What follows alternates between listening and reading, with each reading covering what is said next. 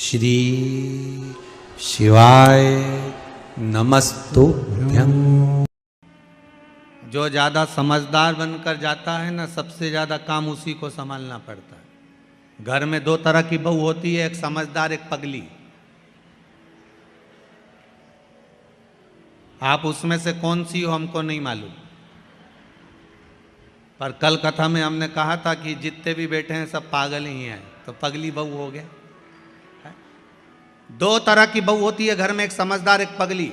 जो समझदार बहू होती है ना, घर में शादी आती है तो सारा काम वो संभालती है। मम्मी जी ने रोटी खाई कि नहीं खाई, मामा जी आया कि नहीं आया, काका जी ने भोजन करा कि नहीं करा, अभी तक फूफा जी तो आए ही नहीं। बेचारी काम में लगी रही और उधर बैंड बाजा बजता रहा, लोग माता पूजने चले गए और ये घर में ताला कुची लगाती रह गई। बेचारी काम करते करते चाबी लेके दौड़ी, फिर याद आया कि पूजन में माता जी की चुनरी तो घर में ही रह गई, फिर भागी, फिर चुनरी लेके आई। जो समझदार थी ना, इसलिए बार बार इसको जाना पड़ रहा, समझदार थी ना, इसलिए बार बार काम करना पड़ रहा। और एक घर में बहू ऐसी होती है जिसमें अकल नहीं होती है। लोग कहते हैं हमारी छोटी बहू में तो बिल्कुल अकल नहीं, ये तो पगली है। जो पगली है वो माता पूजन में सज धज के खजूर वाली चोटी बना के नाचे कूदे, एंजॉय करे। सबसे ज्यादा एंजॉय वो ही करती है जो पगली होती है।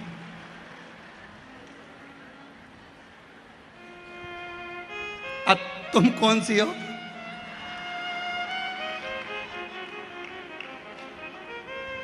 जो ज्यादा समझदार होता है उसको सारा काम करना पड़ता है, और जो पगली होती है, सबसे पहले जो समझदार बहू बेचारी काम में लगी रहे, मेहंदी लगाने तक की फुर्सत नहीं, और जो पगली वो सबसे पहले लगा दो। अच्छा, वो मेहंदी वाली भी कहे यहीं तक लगा दूं जीजी,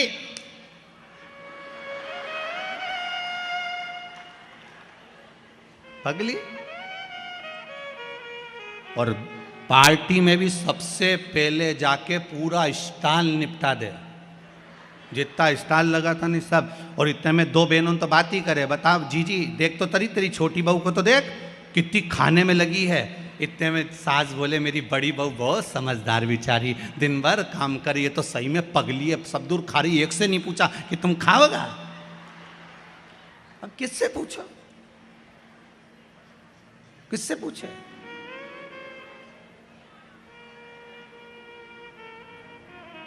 श्रीमद् भागवत कथा में लिखा है जड़ भरत का चरित्र। ऋषभ देव जी महाराज के यहाँ भरत हुए, और भरत जी के जब प्राण छूट गए, फिर नाम हिरण की योनि मिली। हिरण की योनि से छूटे, फिर मनुष्य की योनि मिली। श्रीमद् भागवत कहती है मनुष्य की योनि मिलने के बाद में उनका नाम पड़ गया भरत।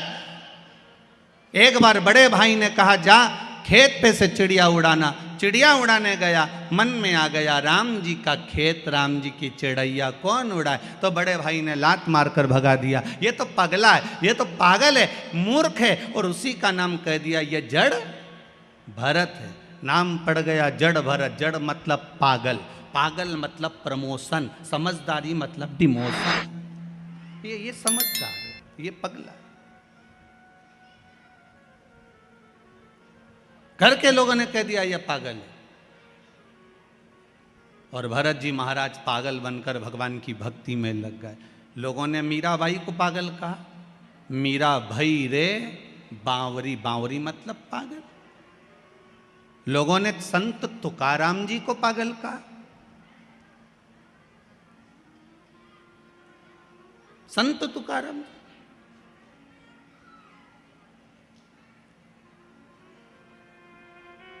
संत नामदेव जी को लोगों ने पागल कहा, रामकृष्ण परमहंस जी को लोगों ने पागल कहा। रामकृष्ण परमहंस जी तो प्रवचन देने बैठते थे, और प्रवचन देते देते रामकृष्ण परमहंस जी प्रवचन देते याद आ जाती थी कि भजिया खाने जाना है, तो हजारों पब्लिक को छोड़कर घर में चले जाते और भजिया खा के आ जाते। स्वामी विवेकानंद जी ने पांव पड़कर कहा गुरुदेव इतने लोग तुम्हें सुनने के लिए बैठे हैं, भजिया तो तुम बाद में भी खा सकते थे, ऐसी क्या जरूरत थी कि कथा छोड़कर तुम भजिया खाने गए। तो रामकृष्ण परमहंस जी ने कहा स्वामी विवेकानंद जिस दिन मैं भजिया नहीं खाऊं उस दिन समझ लेना कि मैं निपट गया। तो रामकृष्ण परमहंस जी से स्वामी विवेकानंद ने कहा आपकी भजिए में इतनी आसक्ति है, भजिया इतना पसंद है आपको? तो रामकृष्ण परमहंस जी ने कहा भजिया पसंद नहीं है, प्रवचन करते करते करते करते मेरा मन माँ जगत जननी जगदम्बा में समा जाता है, उस मन को लाने के लिए मुझे भजिया याद करना पड़ता है, इसलिए पृथ्वी पर जीवित बना रहता हूं। ये संत हैं, लोगों ने इनको पागल कर दिया। रामकृष्ण परमहंस जी को लोगों ने पागल कर दिया, संत तुकाराम जी को लोगों ने पागल कहा, नामदेव जी को लोगों ने पागल कहा। नामदेव जी के घर में लग गई आग, नामदेव जी ने दूसरा भी दरवाजा खोल दिया, अग्नि देवता से कहा इसमें भी घुस जाओ, जा आग लगा दो, कुर्सी रखी इसमें भी जला दो। गांव के लोग तो पानी डाल रहे और नामदेव जी आग लगा रहे। गांव के लोगों ने कहा नामदेव जी हमने तुम्हारे लिए गादी, 2 कम्बल, 1 तकिया बचा लिया, ठंड का समय है, रात को सोओगे कैसे? नामदेव जी ने कहा कहाँ है? तो क्या ये रिया? गांव के लोगों से लेकर नामदेव जी ने कहा लो अग्नि देवता तुम ही सो लो, और अग्नि देवता को दे दिया वो कम्बल गद्दा भी। गांव के लोगों ने कहा ये तो पगला है, बताओ इसके लिए बचा के रखा था, इसने और आग लगा दिया। गांव के सरपंच ने कहा आज रात्रि को नामदेव को कोई कम्बल मत देना, कोई गादी मत देना, इसको ठंड में कांपने दो, पड़े रहने दो इसको। नामदेव जी महाराज रात को आम के पेड़ के नीचे ठंड में कुकड़ के पड़े हुए थे। इतने में भगवान को लगा कि मेरे नामदेव ने अग्नि में भी मेरा दर्शन करा है, मेरे नामदेव ने अग्नि में भी मुझे देखा है। तो तुरंत मेरे नारायण रात्रि को आए, नामदेव को गादी तकिया लगाकर मखवल के गादी पर तकिए पे सुलाकर चले गए और पूरे सुंदर झोपड़े का निर्माण कर दिया, सुंदर भवन का निर्माण कर दिया, बहुत सुंदर भवन का निर्माण करा।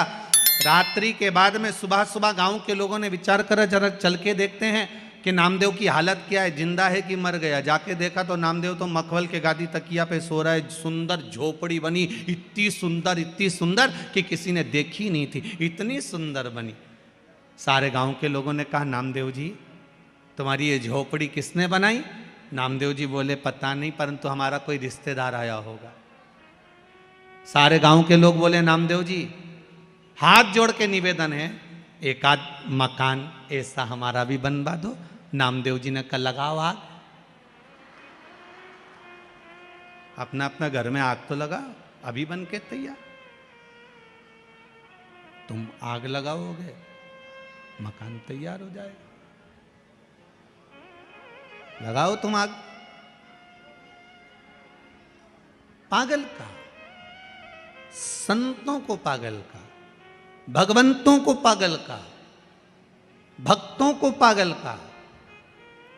यहां तक शास्त्र कहता है जितने कथा बाचने वाले ये भी पगले, और जो कथा करवाने वाले वो भी पागल, और जो सुनने वाले वो भी पागल। सब पागलों की गिनती में हो। समझदार तो वो हैं जो कथा में नहीं आए, 8 बजे से दुकान पे जाए, 11 बजे तक कमा धर धर धर रखते जा, जोड़ आखिरी में सब यहीं छोड़। इतना बड़ा फोटो टेबल पे और प्लास्टिक के फूल की माला, और वो भी पंखे में हवा में डोले, इससे ज्यादा कुछ। और पूरा जीवन बस कमाने में गवा दिया, पर राम नाम, कृष्ण नाम, शिव नाम कभी नहीं गाया। वो समझदार। और हमें भगवान भोलेनाथ जी से कह देना हमको समझदार मत बनाना, हमें समझदार मत बनाओ, हमें तो आपकी भक्ति में, आपके भजन में, आपके स्मरण में हमें पागल बना कर रखो। हमें नहीं बनना समझ, हम आपकी भक्ति में डूबे रहे।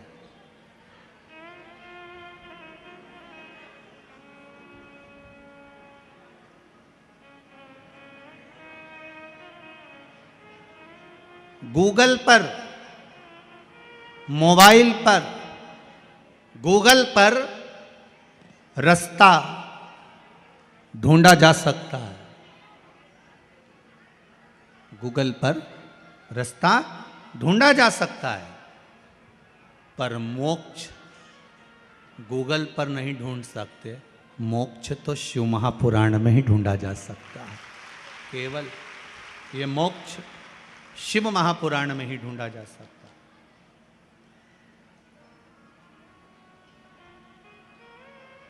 गूगल पर रास्ता ढूंढ सकते हो, पर मोक्ष नहीं। मोक्ष शिव महापुराण में ही ढूंढ सकते हो, मोक्ष शंकर की कथा में ही ढूंढ सकते हो।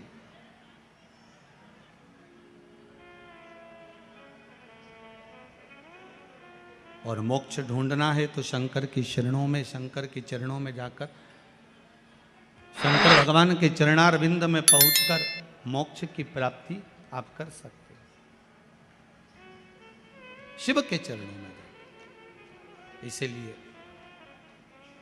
भगवान देव अधिदेव महादेव की प्रार्थना, देव अधिदेव महादेव से निवेदन, देव अधिदेव महादेव से विनती, ये सुख देने वाले। तेरी पूजा में दूध ले आई, उसे बछड़ा भी झूठा कराई।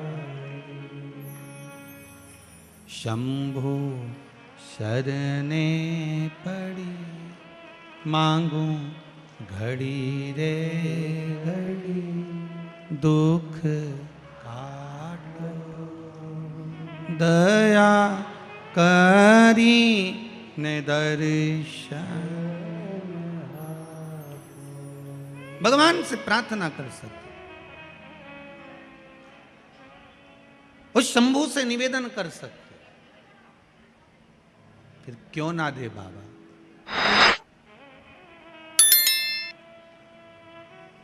क्यों ना कृपा करे मेरा शंभू, क्यों ना दया करे मेरा उघड़दानी। एक माता जी ने बड़ा सुंदर भाव लिखा।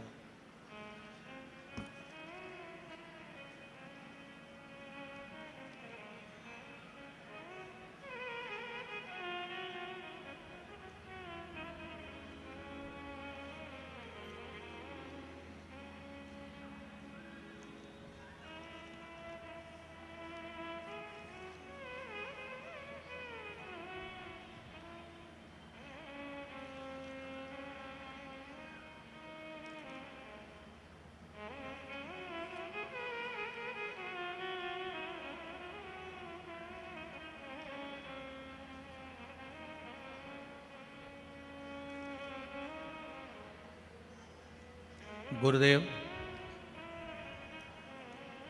मेरा भतीजा जिसने लिखा है, संगीता जी मौर्य हैं, ग्राम जसवाड़ी, जिला खंडवा से आई हुई है। आप ही हो? हाथ हिला दीजिए। आपने लिखा है, मेरा भतीजा हमेशा तोतला ही बोलता था, उसकी वाणी कभी नहीं सुधरी थी। पर 2 सोमवार जो उपाय बताया गया था, बेले का जो फल है, उस फल के गुर्दे को निकाल कर, वही वाला करा होगा ना, उसमें पानी भरकर शंकर भगवान को चढ़ाकर उस पानी को पीना प्रारंभ करना था। बाबा ने ऐसी कृपा करी है, आपने पत्र में लिखा है कि 2 सोमवार करने पर मेरे भतीजे की वाणी शुद्ध हो गई, तोतला बोलना बंद कर दिया। बहुत बहुत बधाई आपको। बैठिए, आप विराजिए, बैठिए। वाणी शुद्ध हो गई। देवाधिदेव महादेव की कृपा। एक माता जी ने बड़ा सुंदर भाव लिखा है महाराज जी पत्र के अंदर, देखिए। सुनीता जी मीणा, अकबरपुर, जिला देवास, नेबावर रोड से आई हैं। आप ही ने लिखा है, एक बार हाथ हिला दो जम के। हर हर महादेव। आपने लिखा है, मेरी पूरी जमीन पर मैंने कई बोर लगवा लिए, कुएं खुदवा लिए, उस जमीन पर कोई पानी नहीं था,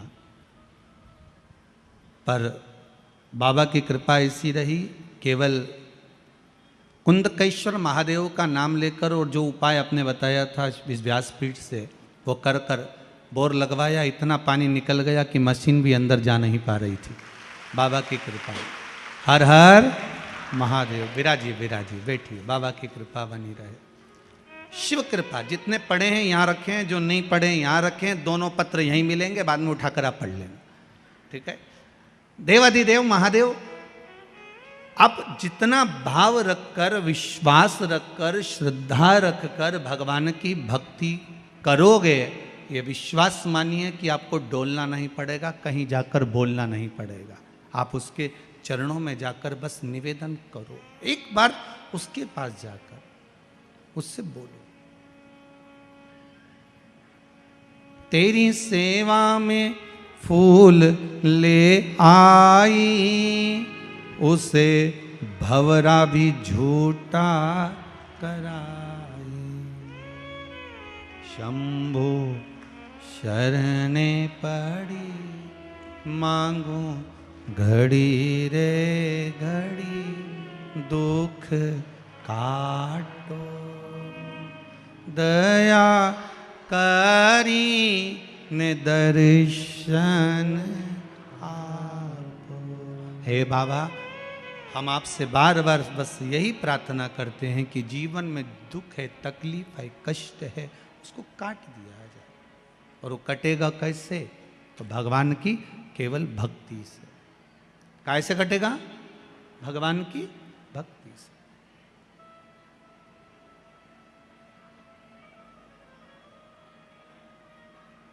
दुनिया के लोग जरा सी बात से आपको छोड़ देते हैं।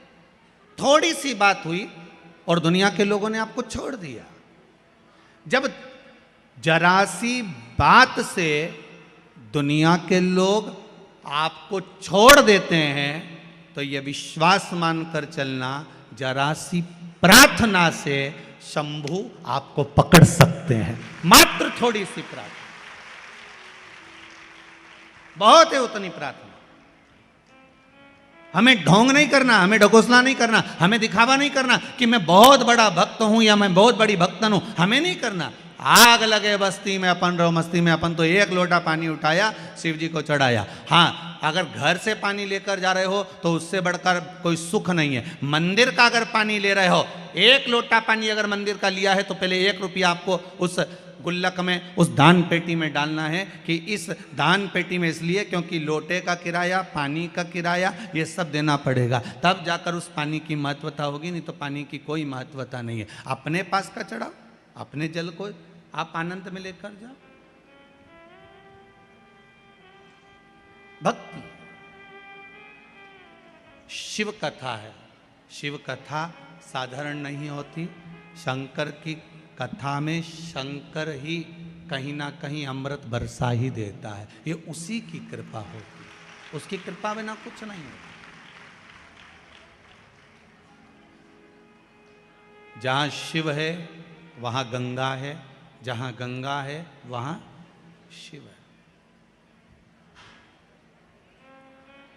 शिव उपासना, भगवान की अविरल भक्ति। महाराज शिव महापुराण की कथा कर रही है। मां अहिल्याबाई का चरित्र कह रहा है।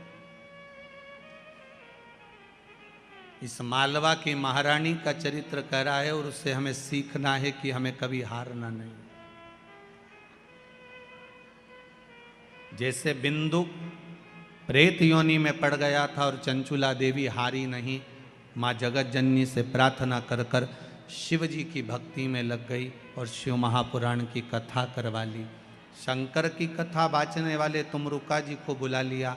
तुमरुका जी ने जब कथा कहना प्रारंभ करी तो उसमें तुमरुका जी ने विश्वास की कथा करी। विश्वास की कथा,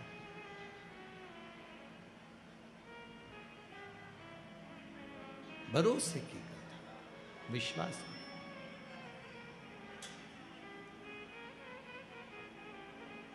और वो विश्वास तुमरुका जी ने जगाया चंचुला देवी के हृदय में। वो विश्वास जागृत करा। चंचुला देवी ने तुमरुका जी से जो कथा सुनी है वो एक विश्वास की कथा। शिव कथा किसी दूसरी चीज को प्रकट करे ना करे, पर शिव कथा भगवान के चरणों में विश्वास प्रकट करती है। शिव कथा भगवान के चरणों में विश्वास प्रकट करती है। शिव कथा का एक नियम है, आप अपने जीवन में उतार कर रखिएगा कि यदि एक लाल चंदन होता है, एक पीला चंदन होता है, दो तरह का चंदन होता है। जैसे अगर हफ्ते में एक बार, कितने समय में, जम के बोलो जरा, हफ्ते में एक बार प्रयास करा करो कि लाल चंदन का पानी हम शिव जी को समर्पित करें। और लाल चंदन का पानी अगर शंकर जी को समर्पित कर रहे हो तो शिव मंदिर में चढ़ाने के बाद में थोड़ा सा पानी बचा हुआ किसी बेलपत्री के वृक्ष के नीचे समर्पित करो। किसी भी बेलपत्र के वृक्ष के नीचे लाल चंदन का पानी थोड़ा समर्पित करें। जैसे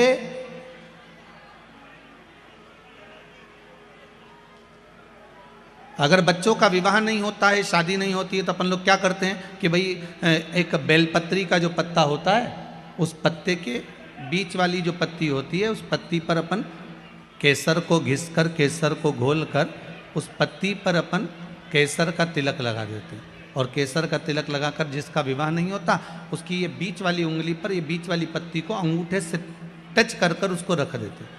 उसका नाम और गोत्र बोलकर उस पत्ती को शंकर भगवान पर किसी भी प्रदोष के दिन शिव जी को समर्पित कर देते हैं। बस इतना याद रखें कि इस पत्ती का जो मुख है वो जलाधारी की ओर होना चाहिए। जब हम चढ़ाएं उस समय पर केसर का तिलक लगाकर अंगूठे से उसको टच कर कर नाम गोत्र बोलकर, जिसका विवाह नहीं हो रहा है, शादी नहीं हो रही है, शिव जी को उसे चढ़ा दो किसी भी प्रदोष के।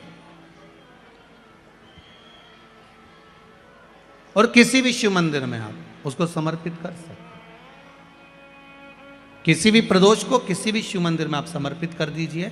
बाबा से निवेदन करिएगा, बाबा स्वीकार करेगा और विश्वास है कि 3 महीने में बाबा उसका विवाह पक्का कर ही देगा। ये पक्का है। शिव स्मरण करनी है। भगवान देवाधिदेव महादेव की कथा कह रही है, शंकर का चरित्र कह रहा है, मेरे शिव का अनुमोदन कर रहा है कि शिव महापुराण विश्वास को जागृत करती है।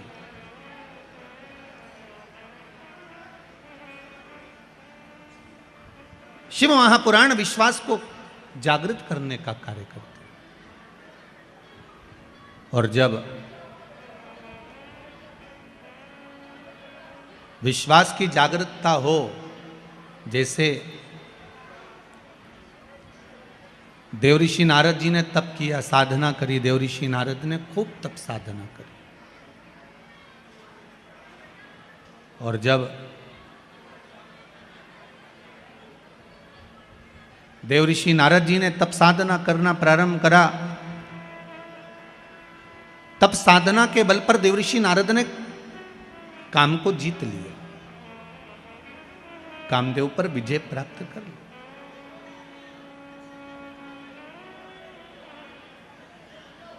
काम तो जीत लिया, पर थोड़ा सा देवऋषि नारद ने जब कामदेव को जीता तो थोड़ा सा अभिमान देवऋषि नारद के भीतर प्रकट हो गया। थोड़ी सी अभिमतता देवऋषि नारद के भीतर आ गई।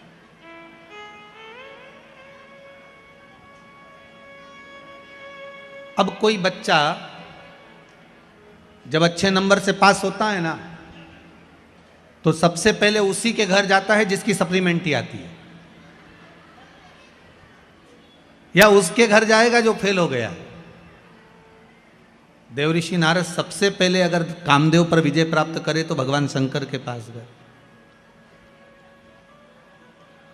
क्योंकि काम को जीतने में, कामदेव को जीतने में शंकर भगवान के नेत्र खुल गए थे। कामदेव जलकर भस्म हो गया था, पर शंकर भगवान की समाधि टूट गई थी। भगवान ओघड़दानी की समाधि टूटी है, भगवान शिव की समाधि टूट गई। अब देवऋषि नारद ने जाते से ही सबसे पहले शंकर भगवान के पास में जाकर हर हर महादेव कहा, और हर हर महादेव कहकर शंकर भगवान से कहा। भोलेनाथ जी ने कहा, ओ नारद जी कैसे आना हुआ? नारद जी बोले, आपको मालूम नहीं मैंने कामदेव पर विजय प्राप्त कर ली। आप जानते नहीं?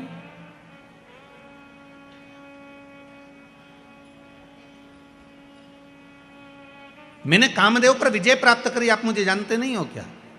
भगवान शंकर ने मन में सोचा कि मेरे को तो मालूम था कि आपने काम पर विजय प्राप्त कर ली, पर शंकर भगवान के सामने देवऋषि नारद ने एक शब्द कह दिया, जिस कामदेव को आप नहीं जीत पाए उस कामदेव को मैंने जीता है। अब शंकर भगवान से कोई पूछे कि तुमने कामदेव को क्यों नहीं जीता, तो शंकर भगवान बोले, भैया ये रिश्तेदारी की बात है, रिश्तेदारी में हारना ही सबसे अच्छा काम होता है। बोलो सही है कि गलत है? अब जब दूल्हा दुल्हन का, बन्ना बन्नी का जब कंकन डोरा छोड़ा जाता है और उनको ऐसे कुछ पटक के पानी में, दूध की थाली में उनसे कहा जाता है इसमें ये सामान पड़ा है ना उठा। अब बेचारा छोरा जो होता है, लड़का जो होता है, वो तो बेचारा शर्मा शर्मी में रह जाए कि बेचारी अब इसी को उठा लेने दो, दादा तू उठा ले, उठा ले। अब वो तो रह जाए, अब ये नहीं उठाए।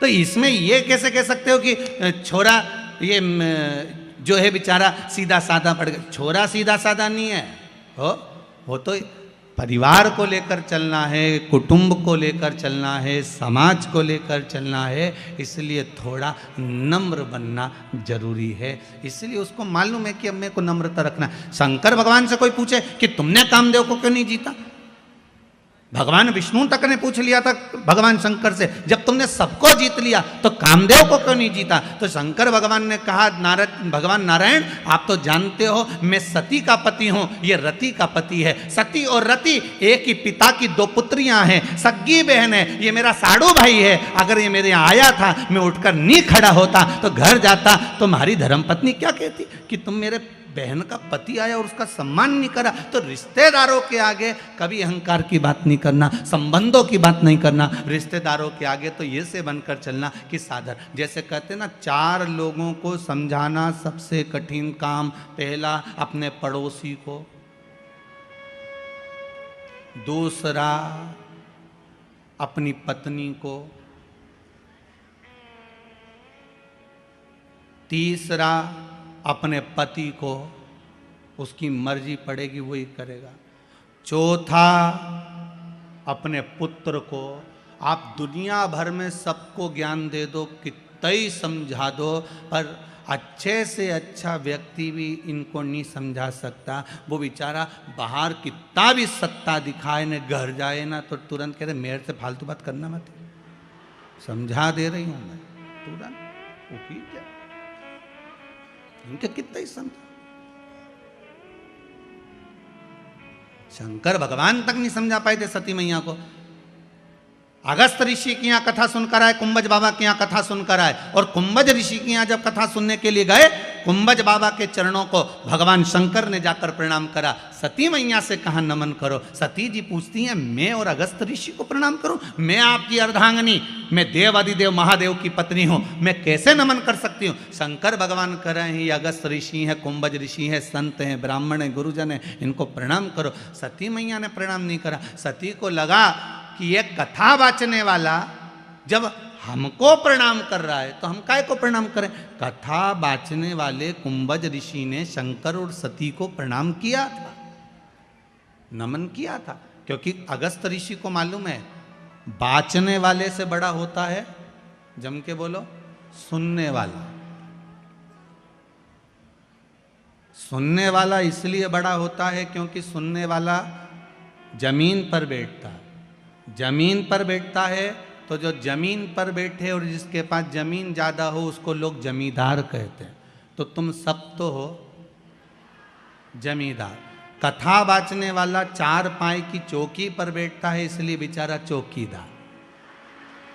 तो जमींदार बड़ा होता है कि चौकीदार बड़ा होता है? जम के बोलो, जमींदार बड़ा होता है, क्योंकि उसकी मर्जी पड़ी तो पड़ी, बैठा तो बैठा, नहीं तो उठ के वो जाए, वो तो जा रहा है। और जमींदार की मर्जी कहीं कहीं का पाँव भी लंबा कर ले, और कहीं कहीं का जमींदार तो इतना होशियार रहता है जेब में से निकाल के मल भी ले, वो की मर्जी। और जैसे ही बीच में भजन आए तो फटकी भी दे रहे, और जैसे ही महाराज जी बोले हार हार, वो तो जमींदार है, उसकी मर्जी। पर बेचारा चौकीदार तो जो बैठा पाँव माँव जोड़ के, हाथ पैर जोड़ के कि 3 घंटा एक जगह बैठना है, कथा वाचना है, बस। तो जमींदार बड़ा कि चौकीदार? जमींदार बड़ा। राष्ट्र के 2 चौकीदार हैं।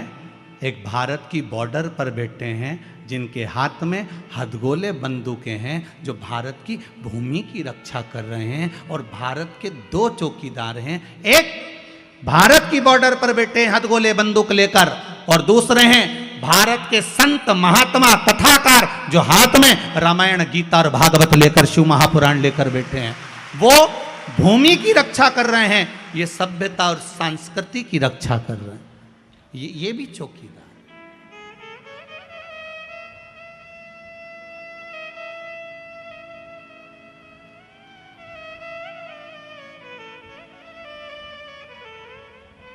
ये भी चौकीदार। चौकीदार की पदवी कोई साधारण नहीं होती महाराज, बहुत प्रबल पदवी होती है, बहुत प्रबल पदवी। कोई साधारण हो सकता है? भगवान शंकर ने कहा आपने कामदेव को जीता, उसके लिए आपको प्रणाम करता हूं। शिवजी ने अपने गले की रुद्राक्ष की माला उतारकर देवऋषि नारद के गले में पहना दी।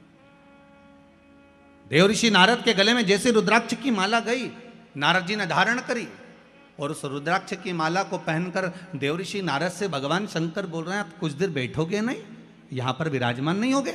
नारद जी मन में सोचे कि मैंने काम को जीता और ये काम को हार गए, तो मैं इनके यहाँ बैठूंगा। नारद जी के कहने पर, भगवान शिव के कहने पर नारद जी नहीं बैठे और उठकर चल दिए। बाहर निकले, रुद्राक्ष की माला उठाकर जमीन पर पटक दी। जैसे ही भूमि पर पटकी, पटकने के बाद वहीं से नंदी निकल कर जा रहे थे। नंदी ने उस माला को उठाकर देवाधिदेव महादेव से कहा, बाबा ये आपके गले की माला? हाँ बाबा आपके गले की माला, और यहां पड़ी है। भगवान शिव ने कहा, नंदी जब देवता के गले की माला भूमि पर पड़ जाए और जिसके माध्यम से पड़ जाए, समझ लेना उसकी उन्नति हो नहीं सकती। आप चिंता मत करो। हम कई बार इस व्यासपीठ से बार बार निवेदन करते रहे हैं कि बड़े से बड़े, कई बार बहुत बड़े बड़े मंदिरों में लोग जाते हैं, भगवान के गले की माला उतार कर अपने गले में डाल देते हैं। अपन उस गले की माला को निकाल कर गाड़ी पर डाल देते हैं। गाड़ी पर डली उसकी पत्तियां बिखरते बिखरते जमीन पर जाती है, उसका दोष है। शिव महापुराण में, विष्णु पुराण तक में कहा है, दुर्वासा बाबा भगवान का दर्शन करने गए, नारायण के गले की माला आ गई, इंद्र को पसंद आ गई, इंद्र को दे दी, इंद्र को पसंद माला वो ऐरावत को दे दी, ऐरावत ने वो माला जमीन पर पटक दी, श्राप दे दिया, अरे इंद्र भगवान के गले की माला भूमि पर पड़ी है, इसलिए तुझे सत्ता के विहीन होना पड़ेगा। और महाराज राजा बलि की सत्ता स्थापित हो गई, इंद्र को सत्ता छोड़ना पड़ी, केवल वो देवता के गले की माला गई, देवता के गले की माला। हम बार बार निवेदन करते हैं, भगवान की कोई वस्तु, भगवान पर चढ़ा हुआ निर्माल्य, एक बेलपत्री भी अगर शिव मंदिर जा रहे हो वो प्राप्त हुई है, या तो उसको संभाल कर रख लो, नहीं रख से बने तो उसको विसर्जन कर दो, पर कहीं पांव में ना आए उसका विशेष ध्यान रखिए, कहीं पांव में ना आए।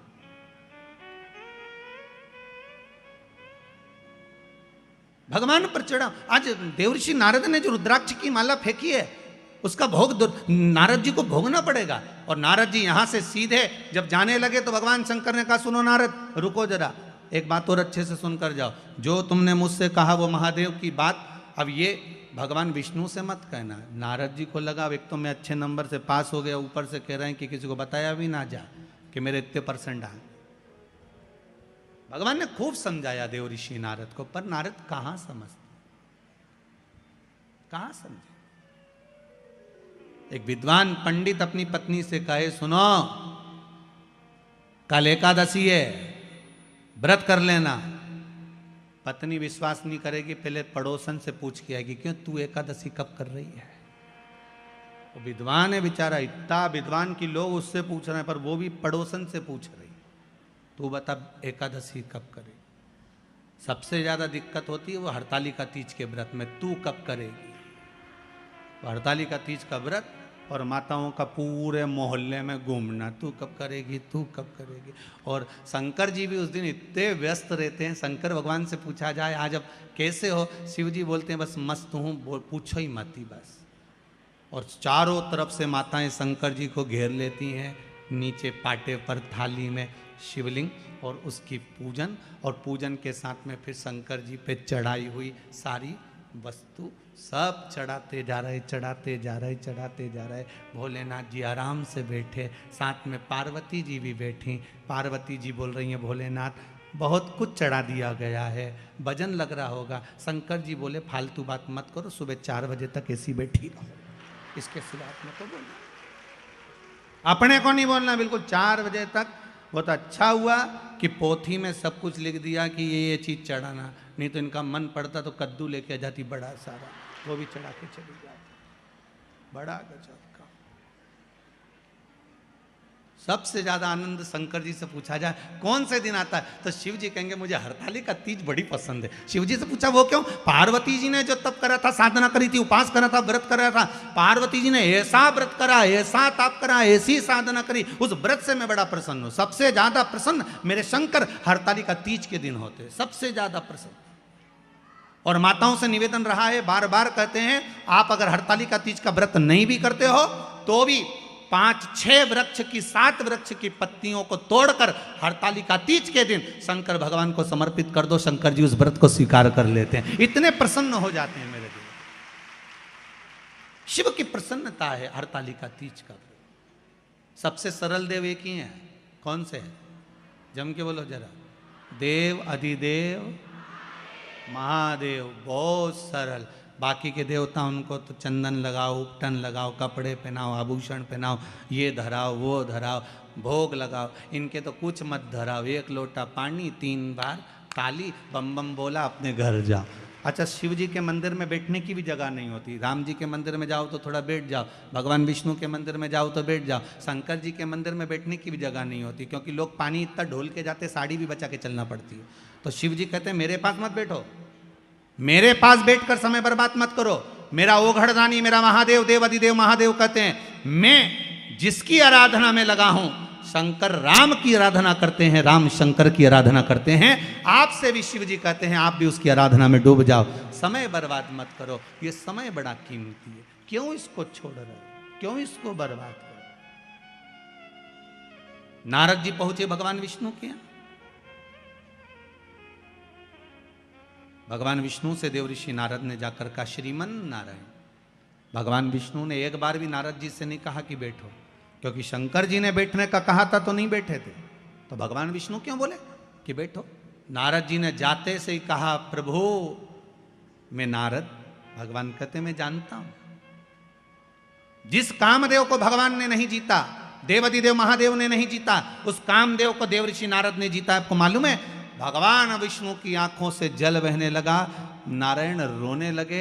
नारायण को लगा कि ये तो डूबा, मुझे भी डुबा दिया, क्योंकि शास्त्र कहता है निंदा करने वाला और निंदा सुनने वाला, इन दोनों में महापापी कौन होता है?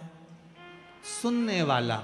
निंदा कर रहे थे नारद, सुन रहे थे भगवान विष्णु, तो महापापियों की गिनती में नारायण को भी आना पड़ा और रो पड़े। लक्ष्मी जी पास में खड़ी थी। माता लक्ष्मी ने पूछा नाथ क्यों रो रहे हो? भगवान कह रहे हैं इस देवऋषि नारद ने मुझे महापापियों की गिनती में खड़ा कर दिया। क्यों? निंदा करी है नारद जी ने भगवान शंकर की, सबकी निंदा करते चल जाता, पर देवाधिदेव महादेव की निंदा सहन नहीं होती। जिसने दुनिया को केवल दिया है, उससे लिया नहीं, तो उसकी निंदा कैसे सुन सकते? उसकी निंदा कैसे सुने? प्रभु तो रो क्यों रहे हो? भगवान ने कहा देव ऋषि नारद ने निंदा करी। शंकर जी की निंदा करने वाला, भगवान की निंदा करने वाला पशु का मुख लगता है, और निंदा सुनने वाले को भी पशु का मुख लगता है। नारद जी ने तो अपनी गति बिगाड़ ली, ये नारद को तो बंदर का मुख लगेगा, पर मैंने निंदा सुनी है इसलिए मुझे घोड़े का मुख लगेगा। भगवान विष्णु का एक अवतार हुआ हयग्रीव अवतार, जिसमें भगवान को घोड़े का मुख लगा। लगा कि नहीं लगा? घोड़े का मुख। मुझे घोड़े का मुख लगेगा, और वो देवऋषि नारद के कारण लग रहा है, ये देवऋषि नारद के चक्कर में लग रहा है, ये घोड़े का मुख। रो रहे हैं भगवान। भगवान देवऋषि नारद से बोले, नारद जी आपने कामदेव को जीता मानते हैं, पर आपके ये शब्द नहीं निकलना थे कि आपने शंकर भगवान जिस कामदेव को नहीं जीते उसको हमने जीता है। आपने ये क्यों बोला? आपको ये नहीं बोलना था। आपने ये बोला, ये श्रेष्ठ नहीं है। आप ये बोले हो, ये श्रेष्ठता नहीं है। महाराज ये गलत आपने संबोधन कर दिया, ये संबोधन श्रेष्ठ नहीं महाराज। और जब सुना,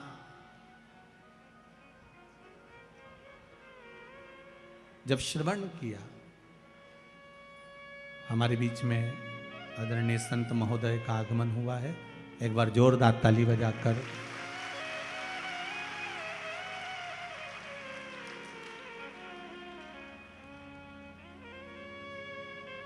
भगवान देवाधिदेव महादेव की कथा। शंभु शरणे पड़ी मांगू घड़ी रे, दुख दया करी।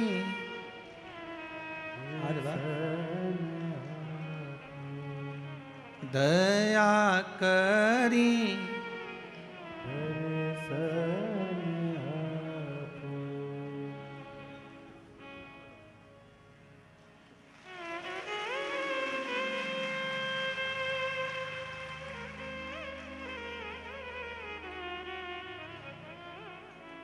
शंभु शरणे पड़ी मांगू घड़ी है, दुख दया करी ने दया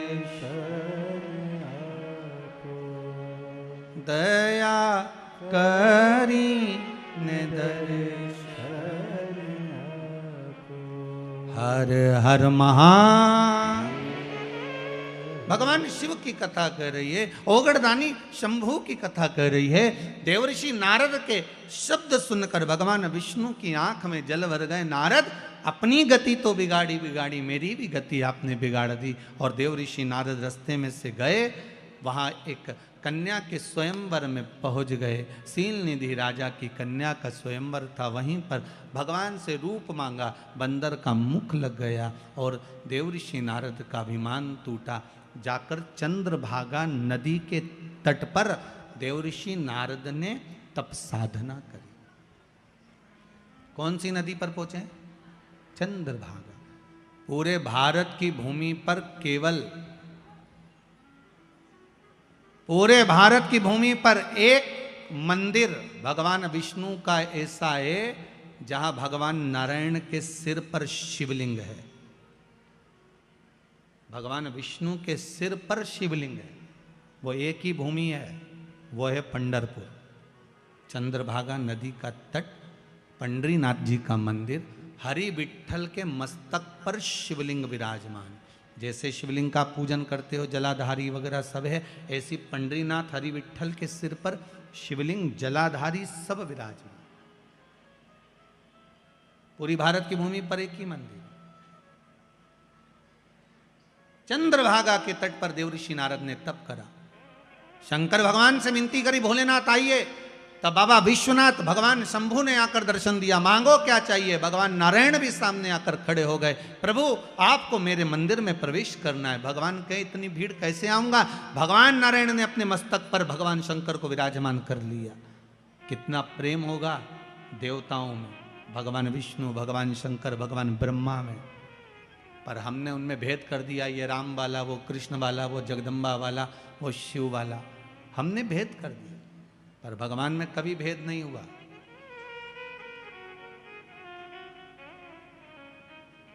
भगवान में कभी भेद नहीं।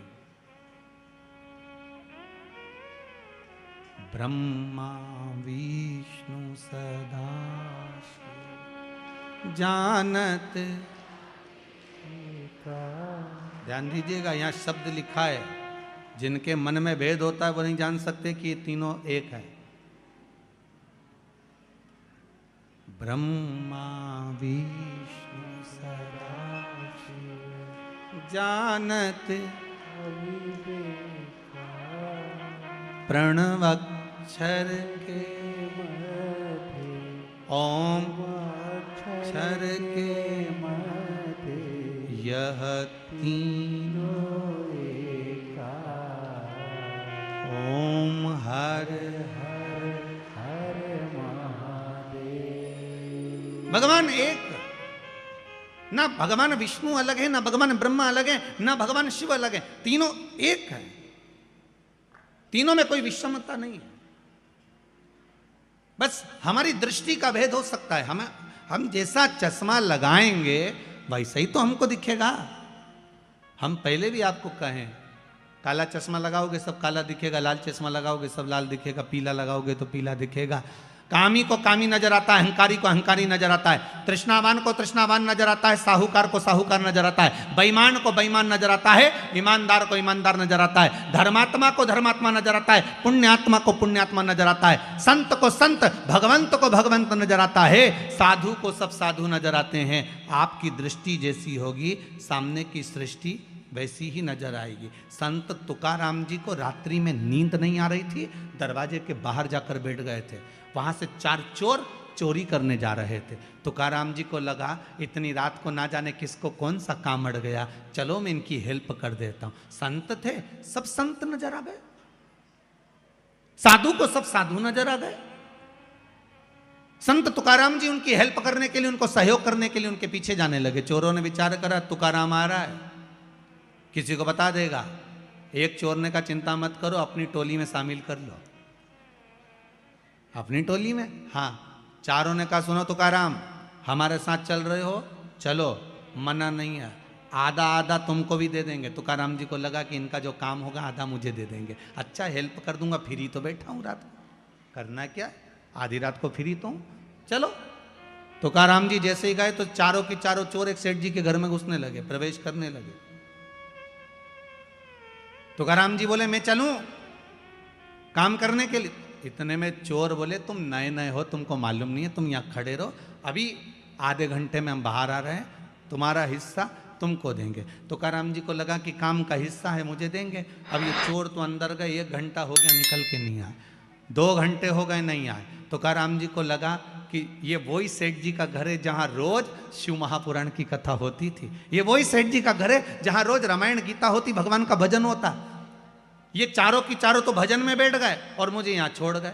मैं भी कितना पागल कि यहाँ खड़ा हूँ, अंदर जाता हूँ। और संत तुकाराम जी जैसे ही अंदर गए, अंदर जाकर उन्होंने जो भगवान का दर्शन करा, एक फोटो दिख गया उनको, फोटो में हरि विठ्ठल दिख गए। तुकाराम जी ने जेब में से करताल निकाली, निकालते से बजाने लगे विठ्ठल विठ्ठल विठ्ठल। जैसे ही करने लगे, चारों की चारों चोरों ने सोचा तुकाराम अंदर आ गया, चारों कोई पलंग के नीचे, कोई ऊपर छुप गए। इतने में सेठ जी के नेत्र खुल गए, सेठ जी बाहर आए, गुरुदेव आप आए हो। जिस गुरु को बुलाने के लिए मेरी जिंदगी लग गई, वो गुरु आज तक मेरे घर पर नहीं आया, आज आधी रात को मेरा गुरु मेरे दरवाजे पर आया। गुरुदेव आप आए हो, मैं अभी पानी लेकर आता हूं। और सेठ जी भागे पानी लेने के लिए। पानी लेने जैसे सेठ जी गए, वैसे ही वापिस लौट कर आ गए, पानी नहीं लाए। और लेने गए थे पानी, वापिस आए और आते से पूछा गुरुदेव आप तो कभी अकेले नहीं जाते थे, आज अकेले कैसे आ गए गुरुदेव।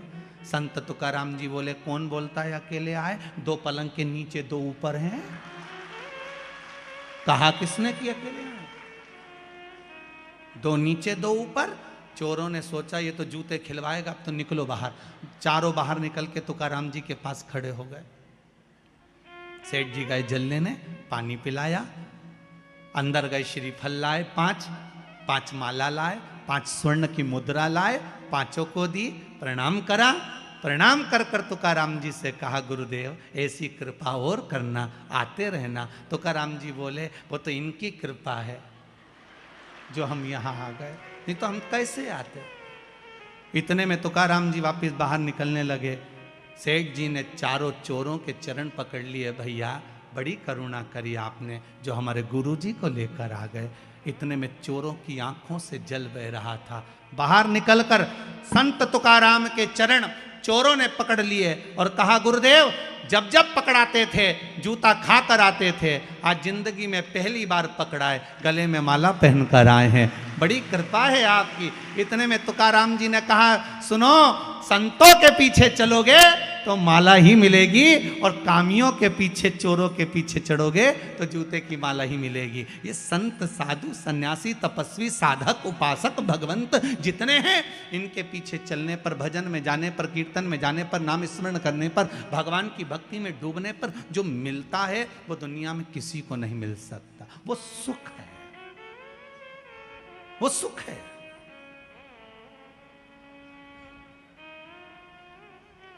वो सुख कहीं नहीं मिल सकता। मैं कहने में पीछे नहीं हटूंगा। आदरणीय श्री कैलाश जी विजयवर्गीय जी विराजमान हैं, कहीं मेंदोला जी भी बैठे होंगे, श्री रमेश जी मेंदोला। कहने में पीछे नहीं हटूंगा। आपके क्षेत्र के जितनी भी विधानसभाएं होंगी इस इंदौर क्षेत्र के अंतर्गत, कहीं भोजन भंडारे और कथा भागवत इतनी होती कि नहीं होती, वैसे तो बहुत कम सुनने को मिलती है, पर आपका जो क्षेत्र है, जिस क्षेत्र के अंतर्गत कथा चल रही है, इस क्षेत्र के अंतर्गत जिस व्यक्ति से पूछो वो एक ही बात कहता है कि हमारे क्षेत्र के जो विधायक हैं और आदरणीय कैलाश जी हैं या रमेश। अच्छा, एक बात और बड़े प्रेम से बोलते हैं, दादा हैं तो वो जो कथा करवाते हैं, जो कथा के बाद में या अन्य समय पर कथा नहीं भी होती, भोजन भंडारे जो होते हैं बड़े सादगी पूर्ण होते हैं। और उस सादगी पूर्ण भंडारे में एक भंडारे ने विश्व रिकॉर्ड तोड़ा है। हमें तो उस भंडारे में नहीं पहुंचा था, पर खबर पूरे भारत में है। वो है पितृ पर्वत पर श्री हनुमान जी के विराजमान होने का। उस भंडारे ने शायद विश्व रिकॉर्ड तोड़ दिया, सारे रिकॉर्ड तोड़ दिए। और एक ऐसा तीर्थ इंदौर नगर को दिया है, जीव रहे ना रहे, हम रहे ना रहे, परंतु वो तीर्थ अजर और अमर हो गया है। ऐसा तीर्थ आदरणीय श्री कैलाश जी विजयवर्गीय जी ने, मेंदोला जी ने और इनके साथ की जो टीम है उसने जो प्रदान करी है, उसके लिए बहुत बहुत साधुवाद है। वो बहुत बहुत अच्छी एक पहल और एक आनंद, बाबा की कृपा सुख देने के लिए। और हो संतों के पीछे चलना। तुकाराम जी की कथा कहती है, यहां भगवान विष्णु का चरित्र कर रहा है। देव ऋषि नारद का अभिमान तोड़ दिया गया। भगवान नारद जी का अहंकार था, अभिमान था, वो टूट गया। बानर का जो मुख लगा था वो छूट गया, भक्ति में लीन हो। शिव की भक्ति साधारण नहीं है। जितने जितने हमारे यहाँ पर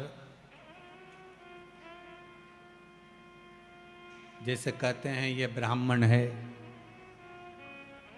ये माहेश्वरी है, ये अग्रवाल है, ये ताम्रकार है, ये स्वर्णकार है, ये चौरसिया है, ये वर्मा है, जैसे हमारे यहाँ कहते हैं ये सेन है, ये चर्मकार है, ये दर्जी समाज से है। हमारे यहाँ कहते हैं इन सब के जितने भी पुराने पुराने गुरु हुए हैं, उन गुरुओं को उठाकर देखना। जितने भी इनको वंश में रहे हैं वो सब शिव के उपासक रहे, शंकर के उपासक। शिव की आराधना के बिना कुछ मिला ही नहीं है। जितने मिले महाराज, भगवान राम जी के दो पुत्र लव और कुश, भगवान कुश की 34वीं पीढ़ी में, भगवान कुश की 34वीं पीढ़ी में श्री अग्रसेन महाराज का जन्म हुआ था, जिससे अग्रवाल समाज की वंश की उत्पत्ति माना गया। 34वीं पीढ़ी में। और श्री वल्लभ सेन जी जो श्री अग्रसेन जी महाराज के पिता हैं, वल्लभ सेन जी, उनकी जो धर्मपत्नी थी भगवती देवी जी, विदर्भ की थी। विदर्भ से दो माताएं हमारे यहाँ आई थी, एक सूर्यवंश में, एक चंद्रवंश में। सूर्यवंश में वल्लभ सेन जी की जो धर्मपत्नी है वो विदर्भ की है भगवती माता जी, और विदर्भ से ही श्री रुक्मणी माता जी जो भगवान कृष्ण की धर्मपत्नी है। ये दो विदर्भ से आई।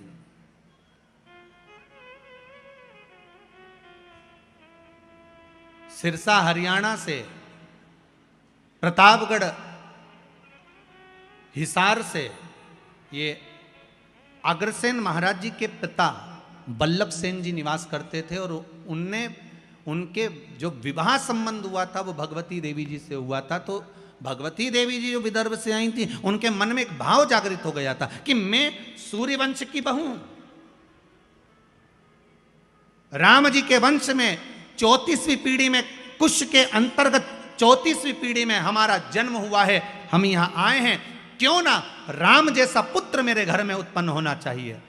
तो उन्होंने वल्लभ सेन जी से निवेदन करा था कि मेरे गर्भ से जो संतान हो वो भगवान की भजन करने वाली और जगत का कल्याण करने वाली हो, ऐसी कोई संतान हो। तो भगवती देवी जी ने जब अपने पति वल्लभ सेन जी से निवेदन करा, तो वल्लभ सेन जी ने कहा एक काम करना, शिव की आराधना करना, शंकर का भजन करना। और वल्लभ सेन और माता भगवती देवी ने, दोनों ने जब शंकर की आराधना करी, स्वयं शंकर भगवान ने आकर कहा कि तुम्हारे गर्भ में जो बालक होगा वो राम जैसा ही कीर्तिवान होगा, कोई साधारण नहीं हो सकता। और मां भगवती के गर्भ से जो बालक हुए वो अग्रसेन जी हुए।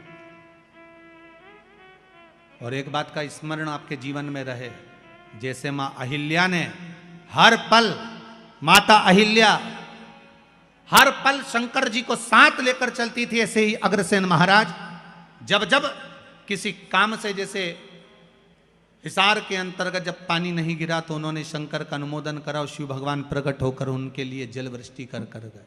देखो हमारे यहाँ के जितने जितने पूर्व में, चाहे राजा रहे, महाराजा रहे, संत रहे, साधु रहे, ये शिव के उपासक रहे। आपसे भी निवेदन है, संपूर्ण जितने भी लोग इस पावन कथा को सुन रहे हैं, एक बूंद भी अगर जल की शिव पर समर्पित होती है तो उसका फल आपके खाते में लिखा जाता है, अलग नहीं जाता। हाँ ये जरूर है, थोड़ा समय लगता है। दुख आया है, पूर्व के कर्म के अनुसार आया है, तो थोड़ा दुख काटने में समय तो लगता है। पर आप बाबा से रोज निवेदन करो ना, रोज भजो, श्री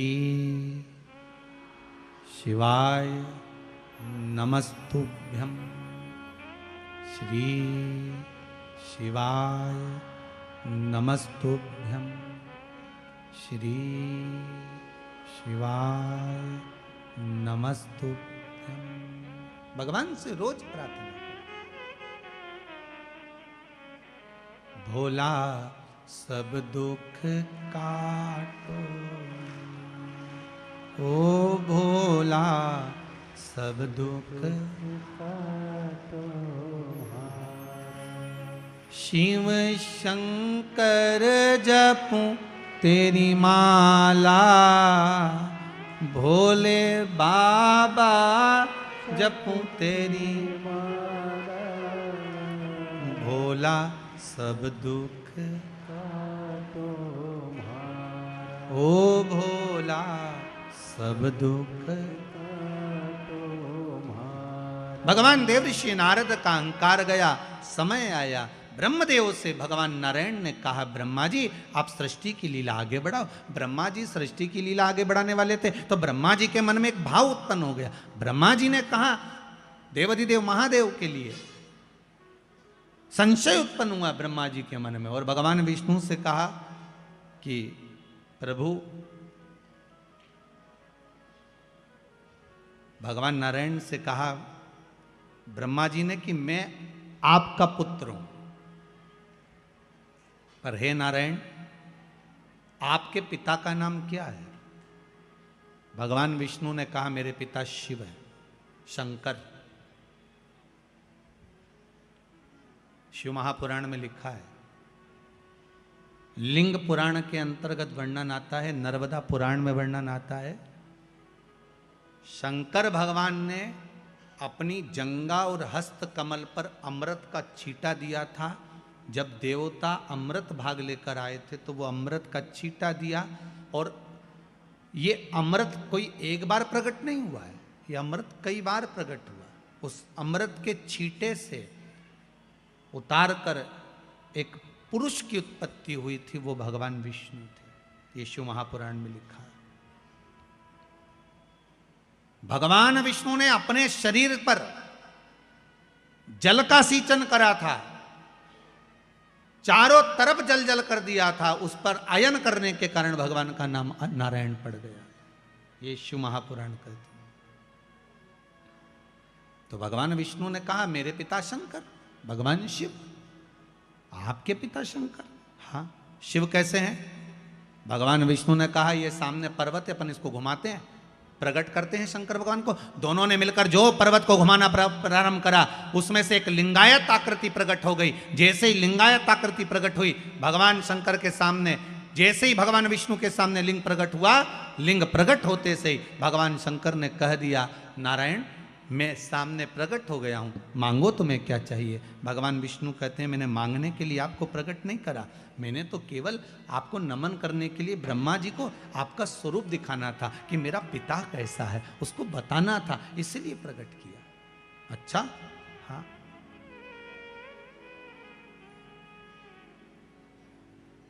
मैंने आपको इसलिए प्रकट किया। भगवान ब्रह्मा जी के मन में भाव उत्पन्न नहीं हुआ।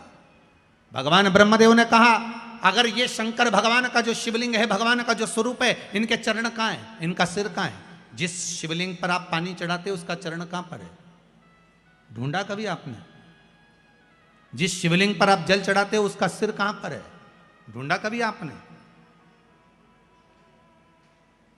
इस शिवलिंग का चरण कहां है, इस शिवलिंग का सिर कहां पर है, पता करो जरा।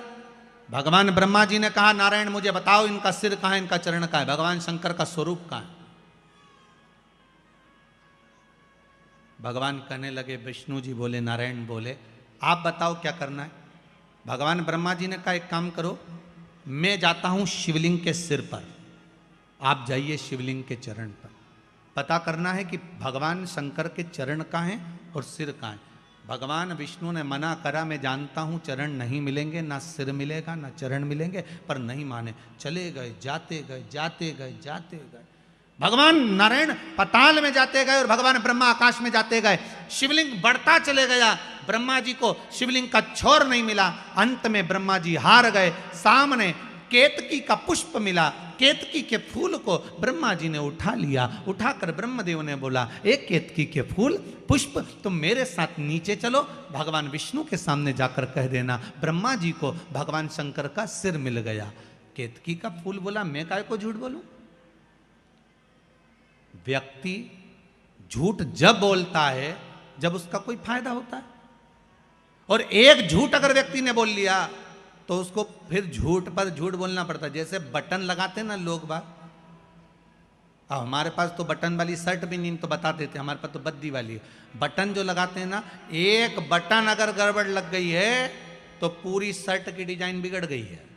एक झूठ अगर गड़बड़ बोल दिया है तो तुम्हारी जिंदगी की भी डिजाइन गड़बड़ हो गई है, ध्यान रख लेना। इसलिए बटन सही लगे, एक बटन गड़बड़ है तो दूसरी भी गड़बड़ लगेगी, दूसरी गड़बड़ है तो तीसरी भी गड़बड़ लगेगी, तीसरी है तो चौथी भी गड़बड़ लगेगी। इसलिए सही बटन लगाओ, झूठ पर मत जाओ। राम नाम जम के तो बोलो, राम नाम सत्य है, सत्य को जीवन में उतारने का प्रयास करिए।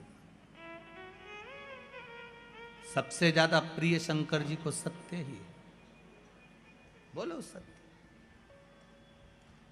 पर आज के जमाने में सत्य बोल दो तो लोगों को बुरा लग जाए।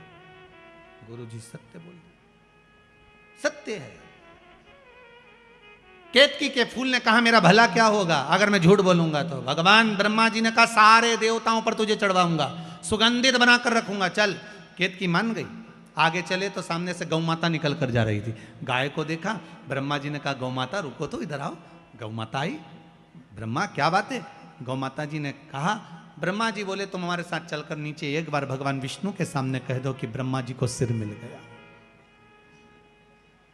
शिवलिंग का सिर मिल गया ब्रह्मा जी को, आप चलकर कह दो। गौ माता ने कहा मेरा फायदा क्या है? ब्रह्मा जी बोले घर में सबसे पहली रोटी बनेगी तो तुम्हारे को ही दी जाएगी। व्यक्ति का फायदा होता है तब वो झूठ बोलता है। गौ माता ने झूठ कह दिया, ठीक है चलो। ब्रह्मा जी नीचे आए, भगवान विष्णु ने पूछा ब्रह्मदेव आपको भगवान शंकर का सिर मिल गया? ब्रह्मा जी बोले नारायण पहले आप बताओ कि आपको भगवान के चरण मिल गए? भगवान विष्णु ने पहला ही शब्द सत्य का बोल दिया कि मुझे शंकर भगवान के चरण नहीं मिले। अब एक बार सत्य बोल दिया तो फिर झूठ बोलने की बात ही नहीं। जिस दिन शंकर भगवान ने भगवान ब्रह्मा के सामने शिवजी के सामने सत्य बोला था, उस दिन से भगवान विष्णु का नाम सत्यनारायण पड़ गया। क्या नाम पड़ा? सत्यनारायण। अब पूछोगे गुरुजी ये कथा कहाँ से ली है कि भगवान विष्णु का नाम सत्यनारायण पड़ा? तो स्कंद पुराण में सत्यनारायण जी की कथा को निकालना, उसमें लिखा है भगवान नारायण ने एक बार सत्य कहा था भगवान शंकर जी के सामने कि मुझे चरण नहीं मिला, तो भगवान विष्णु का नाम सत्यनारायण पड़ गया। अब भगवान विष्णु ने कहा ब्रह्मदेव आपको शंकर भगवान का सिर मिल गया? ब्रह्मा जी बोले हाँ मिल गया। ना मानो तो केतकी के फूल से पूछो। जब तुम सत्य बोल रहे हो तो प्रमाण देने की जरूरत क्या? सत्य को प्रमाण चाहिए क्या? नहीं। प्रमाण किसको चाहिए? असत्य को। असत्य को प्रमाण।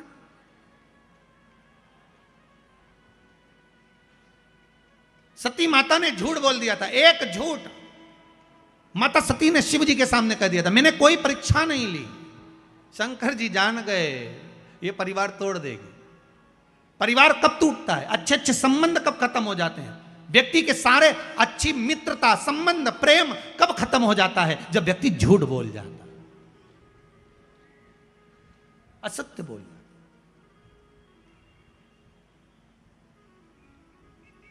केवल एक झूठ के चक्कर में माता सती ने अपना पूरा परिवार नष्ट कर लिया, शिव के करीब नहीं जा पाई। एक झूठ ने सती माता को शिव से दूर कर दिया, असत्य बोल दी। अब आज माता भगवान ब्रह्मा जी ने कहा मेरे को भगवान विष्णु का भगवान शंकर का सिर मिला है। शिवलिंग में से आकाशवाणी हो गई, ये ब्रह्मा झूठ बोल रहा है, झूठ बोल रहा है। ब्रह्मा जी बोले आकाशवाणी झूठी है, ना मानो तो केतकी के फूल से पूछ लो। भगवान विष्णु ने केतकी के फूल को हाथ में लिया और पूछा बोल केतकी क्या ब्रह्मा जी को सिर मिल गया शंकर भगवान का? केतकी का फूल बोला हाँ ब्रह्मा जी को भगवान शंकर का सिर मिल गया। भगवान शिव जी की आकाशवाणी हो गई केतकी के पुष्प। तू झूठ बोल रहा है? हे केतकी के पुष्प, मैं तुझे श्राप देता हूं, सारे देवताओं पर तू चढ़ेगा पर शंकर पर कभी नहीं चढ़ेगा। अगर एक केतकी का पुष्प शंकर पर चढ़ गया तो 1000 गौ हत्या के बराबर दोष लग जाता है महाराज। इसलिए केतकी का फूल सारे देवताओं पर चढ़ता है पर शंकर पर भूल से नहीं चढ़ता, कभी भी केतकी का पुष्प नहीं चढ़ेगा।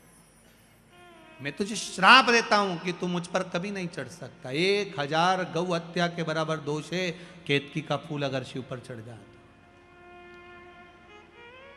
ब्रह्मा जी बोले आकाशवाणी झूठी है, ना मानो तो आप गौ माता से पूछ लो।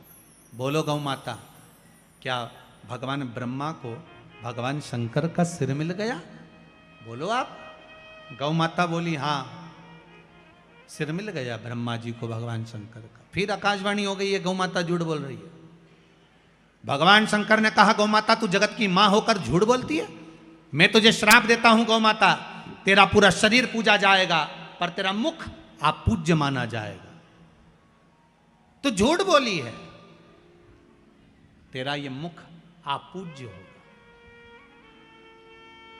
गाय का पूरा शरीर पूज्य है पर गाय का मुख अपूज्य है। हिंदू धर्म में कन्यादान, वस्त्रदान, अन्नदान, स्वर्णदान, भूमिदान, मुद्रादान,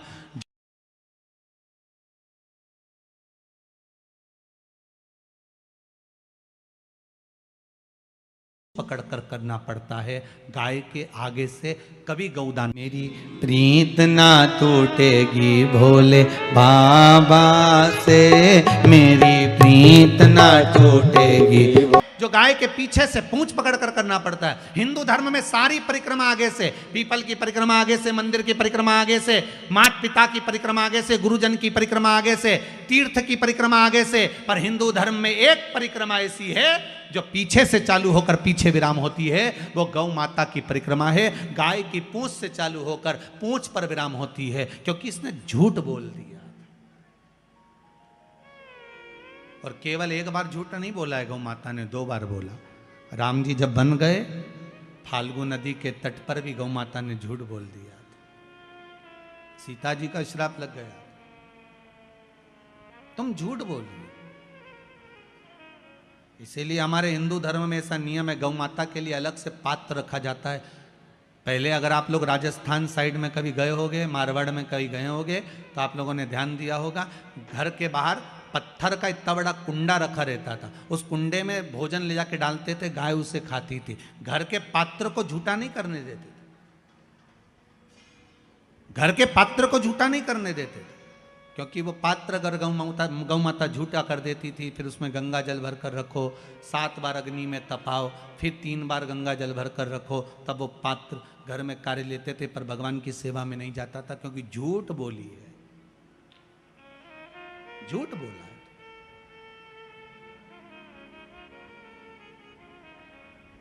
और देखिए, वही गौ माता जिसने झूठ बोला, वही गौ माता शंकर से बाद में निवेदन करती है कि दुनिया के लोग मुझे पूछेंगे नहीं, आप कृपा कर दो।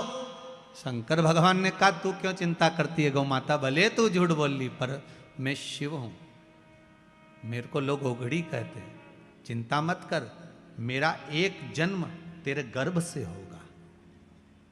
गौ माता, तेरे गर्भ से जन्म लूंगा, तू क्यों चिंता करती है। और आप सबने कथा सुनी होगी, गौ माता जब अपने पुत्र मनोरथ को दूध पिला रही थी, गाय जब अपने बेटे मनोरथ को दूध पिला रही थी, तो कामधेनु गाय जब दूध पिला रही अपने पुत्र मनोरथ को, तो वो दूध का फेन उड़ गया था, उड़कर वो शंकर भगवान के ऊपर चले गया था। शिव जी के ऊपर जैसे ही गाय के दूध का फेन गया, झूठा फेन चले गया, जाते से ही शंकर भगवान उठकर खड़े हो गए। गौ माता को लगा कि भोलेनाथ मेरे पुत्र को मार देंगे। शंकर जी ने इशारा करा, गौ माता ने मुख को खोला और तेज श्वास ली। श्वास लेते से ही शंकर भगवान को गाय निगल गई। शिव जी गौ माता के पेट में जाकर बैठ गए। 7 रात्रि तक भगवान शंकर गौ माता के पेट में बैठे रहे। अब जरा ध्यान दीजिएगा, जिस गौ माता के पेट में शिव बैठे हैं, उस गौ माता के पेट में आप लोग जो भोजन पॉलीथीन में डालकर बाहर पटक देते हो, गाय वो खा जाती है, और वो पॉलीथीन गाय के पेट में जाती है, वो कैंसर बना देती है। जरा विचार करिए, गौ माता को कितना कष्ट होता होगा, कितना। तो 7 रात्रि तक भोलेनाथ माता गौ माता के उदर में बैठे रहे, पेट में बैठे रहे। जब गाय के पेट में मेरा भोलेनाथ बैठा रहा, हाहाकार मच गया, शिव कहाँ गए ढूंढने के लिए प्रयास करा गया। अथक प्रयास माता पार्वती जी ने करा, तब मालूम पड़ा कि गौ माता निगल गई शिव जी को। तब गौ माता से प्रार्थना करी गई, और गाय से प्रार्थना कर कर गौ माता के उदर से भगवान शंकर को प्रकट करा गया। गौ माता ने कहा, मेरा पुत्र नंदी बनकर आप प्रकट हो, और शिव जी नंदी ध्वज बनकर प्रकट होते हैं, स्वयं नंदीश्वर बनकर। कोई साधारण है? गौ माता पूज्य बना दिया वापिस मेरे शिव, वापिस पूज्य बना दिया। शंकर है ही ऐसा, मेरा ओगड़दानी, मेरा शिव है ही ऐसा।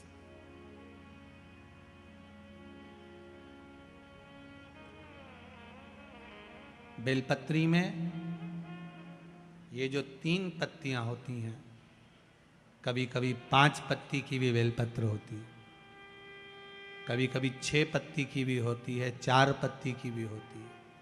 उस बेलपत्र का बड़ा महत्व होता है महाराज जी। 4 पत्ती की अगर बेलपत्र मिल जाए तो महाराज जो लकवे वाला शरीर होता है, जिसके शरीर में लकवा लग जाता है, उस लकवे के शरीर वाले के लिए 4 पत्ती की बेलपत्र शंकर भगवान पर समर्पित कर कर अवधूतेश्वर महादेव के नाम से 7 लोटा पानी, 7 कलश, पीले चंदन का जल शिव जी को चढ़ाया जाता है।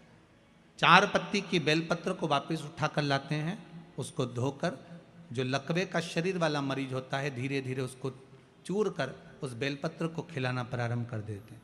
धीरे धीरे शरीर उसका काम करने लगता है। जिसको लकवा लगा हो वो प्रयोग कर सकता है। इसी बेलपत्र की जो नीचे की 2 पत्तियां होती हैं, इन 2 पत्ती के लिए पहले भी वर्णन करा, इन पत्र में भी है। किसी माता को इंजेक्शन लगते थे, इंसुलिन लगता था, पर बेलपत्री के सेवन करने से उनको अब इंसुलिन की जरूरत नहीं है शुगर लेवल में। बेलपत्री की जो पत्ती होती है नीचे की दोनों पत्तियां, इस पर केसर से आप चंदन का तिलक, केसर का तिलक लगा लें। और भगवान शंकर का जो शिव जी के 13 बच्चे हैं, शंकर जी के कितने बच्चे हैं? 13। उन 13 बच्चों में शंकर जी की 5 लड़कियों का नाम ले। जया, जम के बोलिए, जया, विषहरा, श्यामली बारी, दौतली और देव, ये शंकर जी की 5 लड़कियां। इन 5 लड़कियों का नाम लेकर एक एक बेलपत्र को शिव जी पर समर्पित करना प्रारंभ कर दें। 5 या 7 बेलपत्र ले लें, उसको समर्पित कर दें, उसको लेकर आए। जब बेलपत्र शुगर वाला व्यक्ति या बीपी वाला व्यक्ति या थायराइड वाला व्यक्ति खाए तो एक एक बेलपत्र सबसे पहले नीचे की पत्ती को तोड़ ले, जो नीचे की 2 पत्तियां, इसको तोड़कर खाना प्रारंभ करे। फिर आखिरी में ऊपर की पत्ती को खाए। 3 दिन लगातार कर कर देखिए, शुगर लेवल में आ जाएगी। अभी तो कथा चल रही है, आज तो दूसरा ही दिन हुआ है, खाकर तो देखो, 4 दिन तो हम भी यहीं हैं, तो शुगर लेवल में आपको मिलेगी। शिव का स्मरण करिए। पर शंकर भगवान की 5 लड़कियों के नाम मत भूलना। पहली, जम के बोलो जरा, जया। दूसरी, विषहरा। तीसरी, श्यामली बारी। चौथी, दौतली। और 5वीं, देव। ये शंकर भगवान की 5 लड़कियां हैं जो औषधि का काम करती हैं। शिव जी की ये 5 लड़कियां औषधि प्रदान करती। ब्रह्मा जी के सामने, भगवान शिव की साक्षी में, भगवान नारायण के सम्मुख में झूठ बोल दी है गौ माता। गाय ने झूठ बोल दिया। अब आकाशवाणी कर रही है, ये गाय माता झूठ बोल रही है, ये झूठ कर रही है। ब्रह्मा जी बोले ये आकाशवाणी झूठी है, ये आकाशवाणी जो हुई है ये झूठी है। क्रोध आ गया। महाराज, शिव महापुराण की कथा कर रही है। जैसे ही सुना कि आकाशवाणी झूठी है, भगवान शंकर भगवान को क्रोध आ गया और शिव को क्रोध आया और भोलेनाथ जी ने उसी समय भोलेनाथ जी ने अपने चरण का नख तोड़ा और पैर का नख तोड़कर भगवान उस नख को फेंका। काल भैरव प्रकट कर लिया। काल भैरव प्रकट हो गए।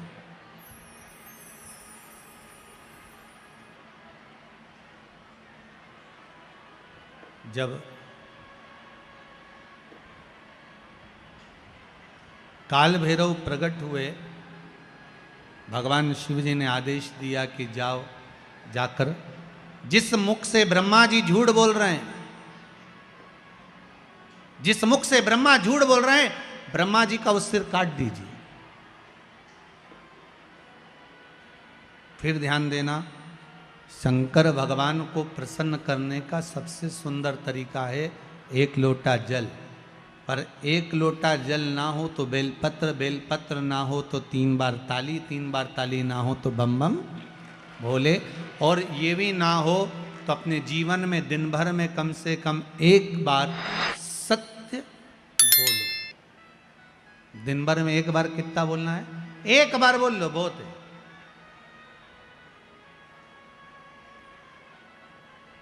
जीवन का सबसे ज्यादा सुख सत्य बोलने में प्रकट हो जाए। सत्यम शिवम सुंदरम, सत्य प्रिय है मेरे भोलेनाथ। हर हर महा, भगवान की प्रियता सत्य में, सत्य में प्रियता मेरे शंकर भगवान की कथा कर रही है। ओगढ़धानी त्रिकालदर्शी मेरे कैलाशी की कथा कर रही, मेरे बाबा की कथा कहती है। भगवान शिव काल भैरव को प्रकट करे। काल भैरव ने ब्रह्मा जी का सिर काट दिया, सिर लुढ़कता गया, लुढ़कता गया, लुढ़कता गया, तो भी वो मस्तक झूठ बोलता रहा। मस्तक अभी भी झूठ बोल रहा है कि आकाशवाणी झूठी है। अब सिर कट गया, सिर कटने के बाद भी सिर लुढ़कता लुढ़कता झूठ बोलता गया। ब्रह्मा जी के रक्त, जो सिर कटने पर जो रक्त निकला, वो रक्त से एक नदी प्रकट हो गई जिसका नाम है कर्मनाशा। कौन सी नदी है? जरा जम के बोलिए। कर्मनाशा नदी प्रकट हो गई। भगवान शिव ने कहा ये कर्मनाशा नदी ब्रह्मा जी के सिर कटने पर प्रकट हुई है। ये कर्मनाशा नदी भारत की भूमि पर एक ऐसी नदी है जिस नदी पर कुत्ता भी पानी नहीं पीता। भारत की भूमि पर केवल एक नदी ऐसी है जिस पर पक्षी भी अपनी चोंच उस नदी के पानी को नहीं लगाते, वो कर्मनाशा।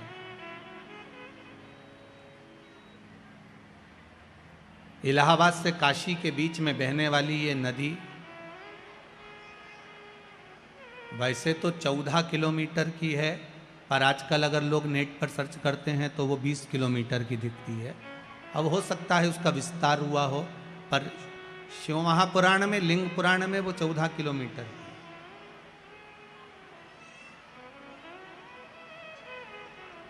एक कर्मनाशा नदी जिस पर यूपी गवर्नमेंट ने बड़े बड़े बोर्ड लगा कर रखे हैं, इसमें हाथ ना धोइए, इसमें पांव ना धोइए, इसका स्पर्श ना करिए, ये कर्मनाशा है। 7 पीढ़ी में किसी ने उद्यापन करा हो, दान करा हो, कन्यादान, वस्त्र दान, मुद्रा दान, स्वर्ण दान, अन्न दान, उपास, व्रत, कुछ भी करा होता है, 7 पीढ़ी में अगर किसी ने करा हुआ है और उस पीढ़ी का व्यक्ति अगर कर्मनाशा नदी को छू लेता है, उसका पानी का स्पर्श हो जाता है, तो 7 पीढ़ी में करा गया सारा कर्म नष्ट हो जाता है। वो कर्मनाशा नदी आज भी बहती है, जो ब्रह्मा जी के रक्त से बनी।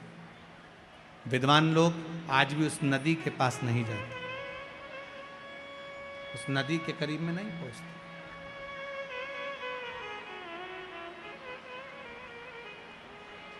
नदी के करीब में नहीं जाते। महाराज शंभो शरणे पड़ी, एक निवेदन अगर आप लोग स्वीकार करें तो, सभी लोग अगर स्वीकार करें तो बैठे बैठे ही थोड़ा थोड़ा सा खसक जाइए। बाहर पानी आ रहा है, इसलिए आप थोड़ा थोड़ा सा बैठे बैठे खसको, खड़े मत होइए, बैठे रहिए बस। उसको थोड़ा सा आप स्वीकार करिए जिससे आप लोग आराम से बैठे रहें। बैठे बैठे खसक जाओ। आप शंकर के भगत हो, शिव आपके हृदय में बैठा हुआ है, बस आप उसको स्वीकार करते हुए कुछ देर की और बात है, सबको विराजमान कर लीजिए। हर हर महा शंभो शरणे पड़ी, मांगू घड़ी रे घड़ी, दुख काटो दया करी ने दर्शन आपो, दया करी ने दर्शन आपो। भगवान ओगढ़दानी त्रिकालदर्शी कैलाशी। हर हर महा, हर हर महादेव। भगवान शंकर ओगड़दानी त्रिकालदर्शी मेरे शिव ने कृपा करी और काल भैरव प्रकट होकर ब्रह्मा जी का सिर काट दिए, ब्रह्मा जी का मस्तक कटा। भगवान ब्रह्मदेव ने क्षमा याचना करी, क्षमा याचना करी तब भगवान विष्णु ने कहा क्या चाहते हो ब्रह्मदेव? ब्रह्मा जी बोले प्रभु बस इतनी कृपा कर दो महाराज, एक करुणा थोड़ी सी कर दीजिए, जो मेरा सिर कटा है वो कटा हुआ सिर संसार में इसको लोग बुरा ना कहें, इससे नफरत ना करें, ऐसी कृपा कर दो। भगवान ने कहा क्या करना चाहिए? भगवान विष्णु बोले प्रभु आप तो सामर्थ्यवान हैं, आप सब कुछ कर सकते हैं। भगवान उसी समय पर ब्रह्मा जी के कटे हुए सिर को बट वृक्ष बना देते हैं। काय का वृक्ष बनाया है? बट वृक्ष। भगवान शंकर ने कहा सुनो ब्रह्मा जी, ए ब्रह्मदेव, तुम्हारा जो सिर कटा है ये बट वृक्ष के नाम से पूजा जाएगा। इस बड़ के पेड़ के नीचे लोग पिंडदान करेंगे, तर्पण करेंगे, भजन करेंगे, स्मरण करेंगे और मेरी भक्ति को धारण करेंगे। शिव जी स्वयं उस बट के पेड़ के नीचे विराजमान हुए। शंकर जी का एक नाम हो गया बटकेश्वर महादेव। क्या नाम पड़ा है? बटकेश्वर महादेव। महाराज जिसका कर्जा ज्यादा बढ़ जाता है, आवक रुक जाती है, कोई कर्जा ज्यादा हो गया, पैसे नहीं आ रहा है, अदालत में कोई केस चल रहा है, निपट नहीं रहा, तो उसके लिए बटकेश्वर महादेव का पूजन किया जाता है। लिंग पुराण में लिखा है कि बटकेश्वर पूजन जो होता है वो भगवान बड़ के पेड़ के नीचे शिवलिंग का निर्माण कर कर या बड़ के पेड़ के नीचे कोई शंकर भगवान का शिवलिंग हो, वहाँ पर इस पूजन को किया जाता है। जिस व्यक्ति पर कर्जा ज़्यादा हो जाए या अदालत में या कहीं कोर्ट केस हुआ हो या तकलीफ।